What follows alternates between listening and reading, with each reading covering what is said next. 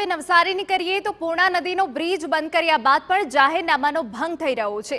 ભારે વાહનો માટે બંધ કરવામાં આવ્યો છે બ્રિજ બંધ કરવા છતાં બ્રિજ પરથી ભારે વાહનો પસાર થઈ રહ્યા છે। જાહેરનામાનો ભંગ થવાની ફરિયાદ મળતા તંત્ર એક્શનમાં। બ્રિજની બંને તરફ 3 મીટર ઊંચા ગટર ફિટ કરવામાં આવ્યા। ગટર પર ભારે વાહનો માટે પ્રતિબંધના સાઇન બોર્ડ લગાવાયા હોવાની વિગત। તો પૂર્ણા નદીનો બ્રિજ બંધ કરવામાં આવ્યો, જાહેરનામું બહાર પાડવામાં આવ્યું, પરંતુ એ જાહેરનામાનો ભંગ થઈ રહ્યો છે। ભારે વાહનો માટે બંધ કરવામાં આવ્યો છે બ્રિજ, છતાં આ બ્રિજ પરથી ભારે વાહનો પસાર થઈ રહ્યા છે। આપને જણાવી દઈએ કે જાહેરનામાનો ભંગ થવાની ફરિયાદ મળતા તંત્ર એક્શનમાં આવ્યું।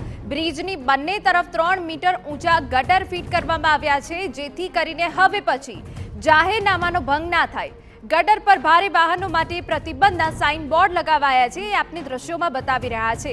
તો આપને જણાવી દઈએ કે બ્રિજ જે ભારે વાહનો માટે બંધ કરવામાં આવ્યો હતો, તેમ છતાં એ બ્રિજ પરથી ભારે વાહનોની અવરજવર જોવા મળી રહી હતી।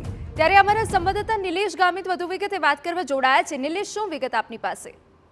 જી, સમગ્ર જે કંઈક ગંભીરા બ્રિજની જે કંઈક દુર્ઘટના બાદ સમગ્ર ગુજરાતના જે કંઈક બ્રિજીસ છે એની જે કંઈક ચકાસણી અને તપાસણી અને સ્ટેબિલિટી રિપોર્ટ ચેક કરવામાં આવ્યા હતા। ખાસ કરીને નવસારી જિલ્લામાંથી જે પસાર થતો હોય નવસારી સુરતને જોડતો મીંડોળા નદી પરનો જે કંઈક વીરાવળ ગામનો બ્રિજ છે એનો સ્ટેબિલિટી રિપોર્ટ નેગેટિવ આવ્યો હતો। એક સપ્તાહ પહેલા જાહેરનામું બહાર પાડી દેવામાં આવ્યું હતું, તેમ છતાં ત્યાંથી વાહનો પસાર થતા હતા અને જીવના જોખમે આ વાહનો પસાર થઈ રહ્યા હતા, જેને લઈને જે કંઈક પ્રશાસનને જે કંઈક સ્થાનિક આગેવાનો છે એમના દ્વારા રજૂઆત કરવામાં આવી હતી અને આ જે સ્ટેબિલિટી રિપોર્ટ નેગેટિવ આવવાના કારણે ગંભીર દુર્ઘટના ઘટી શકે એવી શક્યતાઓ વ્યક્ત કરવામાં આવી હતી, જેને લઈને આજે પ્રશાસન દ્વારા જે કંઈક બ્રિજ છે એના પર જે આડાસ મૂકી દેવામાં આવી છે અને જે એંગલ લગાવી દેવામાં આવ્યો જેનાથી ભારે વાહનો પસાર ન થઈ શકે, જેને લઈને હવે જે કંઈક મોટા વાહનોને પ્રવેશબંધી ફરમાવવામાં આવી છે। નવસારીથી સુરતને જોડતો મહત્વનો માર્ગ ગણાય છે, પરંતુ નેગેટિવ સ્ટેબિલિટી રિપોર્ટના કારણે બંધ કરવામાં આવ્યો છે।